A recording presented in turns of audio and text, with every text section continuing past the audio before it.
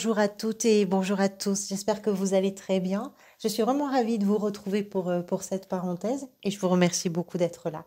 Alors, la parenthèse, pour les personnes qui ne connaissent pas, est un tirage plus court que les lectures mensuelles qui peut permettre, si évidemment ça a du sens pour vous, de, qui peut permettre de mettre en évidence, on va dire, une situation, une émotion, une circonstance que vous vivez, que vous traversez, qui peut vous aider peut-être à tout simplement à pousser une réflexion dans un sens ou dans un autre.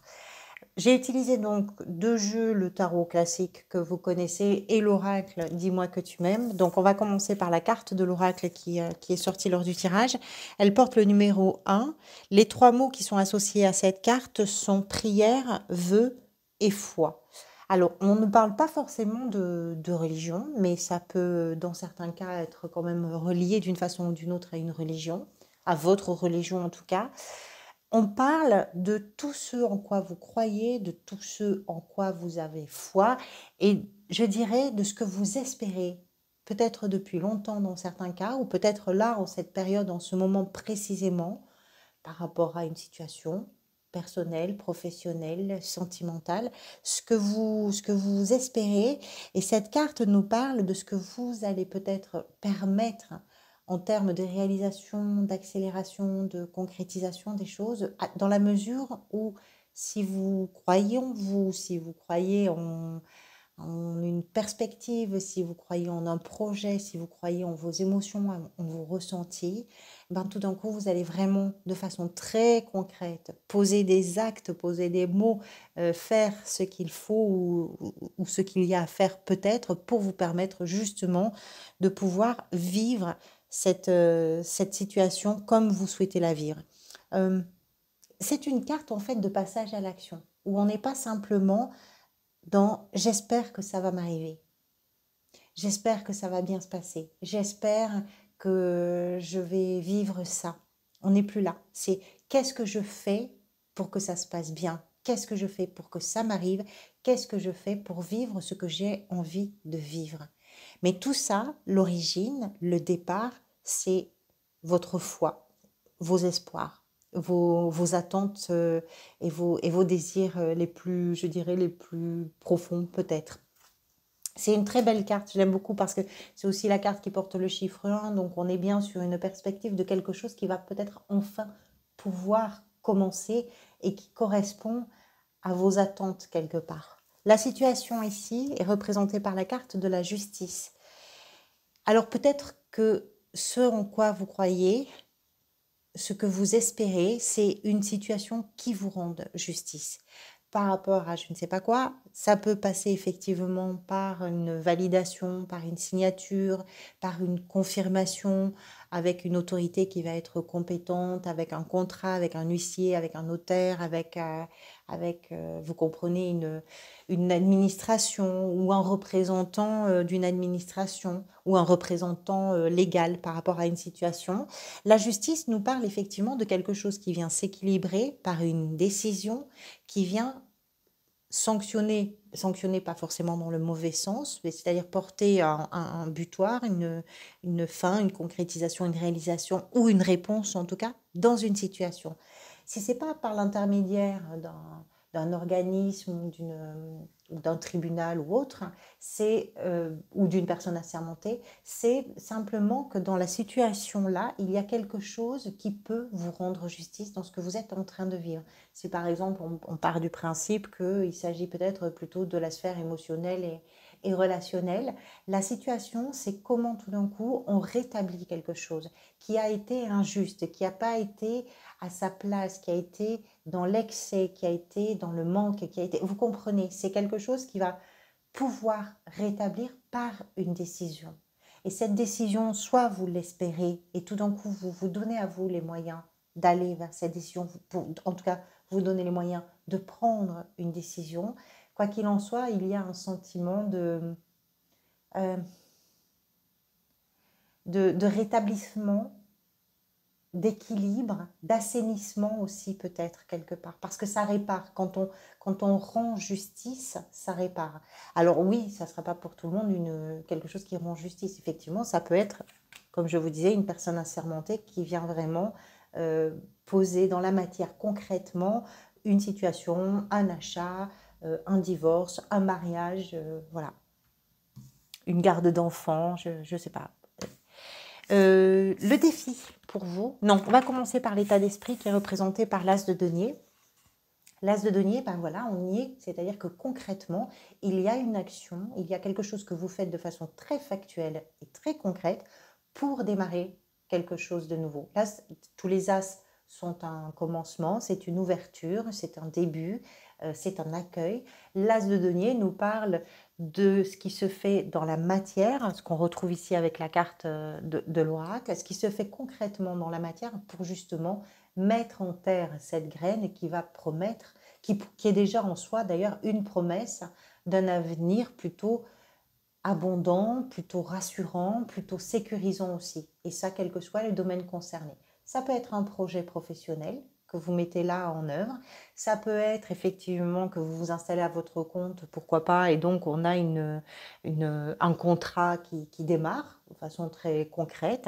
Ça peut être une nouvelle rencontre.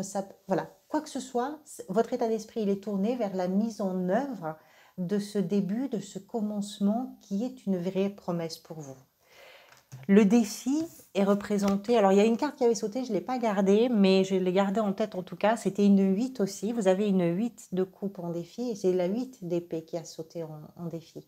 Je pense qu'elles se rejoignent un peu quelque part. Je ne l'ai pas gardée parce que j'étais pas sûre que ce soit une carte qui avait sauté du jeu au moment où je l'ai battée, ou que c'était par ma maladresse en fait. La 8 de coupe dans le défi nous explique que ce qui va être important pour vous peut-être dans cette situation de nouveauté ou de renouveau, de commencement, c'est d'arriver à vous détourner d'une période qui vous a peut-être un peu piégé parce que vous étiez dans une pensée qui vous enfermait parce que vous pensiez déjà peut-être des choses sur vous qui n'étaient pas forcément intéressantes, mais vous arriviez à vous convaincre que la situation était la bonne, sauf que peut-être vous avez pris conscience que la situation n'était pas la bonne pour vous, vous rétablissez quelque chose, et ce rétablissement vous permet, mais c'est un peu peut-être compliqué pour certains et certaines, vous permet de vous détourner d'un endroit qui émotionnellement vous a touché, vous a tenu, vous a plu et que vous avez aimé, mais qui ne vous correspond plus. Qui ne vous correspond plus du tout parce que vous avez envie d'autre chose, parce que vous croyez en autre chose. Ça peut être une croyance aussi, hein, c'est tout à fait possible. Si c'est dans un contexte, par exemple, d'un contrat, d'une signature, etc., le défi pour vous, c'est d'arriver à vous dire cette période-là, elle est derrière moi. On est toujours attaché à une période que l'on a aimée, même quand on a envie d'avancer, même quand on sent qu'on est poussé vers quelque chose de nouveau et on est bien dans ce qu'on est en train de vivre. Parfois, on peut toujours être un peu retenu sur le plan émotionnel par une histoire, par un lieu, par une situation, par une relation. Voilà, c'est quelque chose qui émotionnellement nous retient un peu. Ça va être ça votre défi, d'arriver à couper ce fil. Alors couper, ça ne veut pas dire oublier, ça veut pas dire, c'est pas ça, mais de vous donner un espace suffisant de liberté pour pouvoir vous en détourner. Qu'est-ce qui peut venir vous aider? C'est le valet de denier qui se présente. Alors ce valet, un peu comme l'as d'ailleurs, nous parle aussi de quelque chose de nouveau dans une situation. Encore une fois, c'est très concret. On est en présence des deniers. Donc effectivement, vous êtes peut-être sur le début de quelque chose qui professionnellement vous amène vers un avenir qui pour vous correspond à vos attentes en termes de finances, en termes de sécurité, d'abondance, etc. Et ce qui vient vous aider, c'est effectivement, de façon très concrète, de pouvoir être focus un petit peu sur cette perspective, sur ce démarrage, sur cet événement, cette personne, cette situation qui peut vous apporter beaucoup et dont sans doute vous attendez même beaucoup. Parce que ça vient vous rendre justice, encore une fois. Hein. C'est quelque chose qui est prometteur pour vous et qui rétablit quelque chose, quel que soit le domaine. Ce vers quoi ça pourrait aller pour vous, c'est représenté par une 7 de bâton. Les 7 dans le tarot sont souvent des cartes qui nous demandent de nous questionner. C'est-à-dire que après la 7, il y a une action souvent qui se met en route, que ce soit une action où on va se détourner, une action dans laquelle on va mettre les choses en action de façon concrète, rapide, efficace, etc.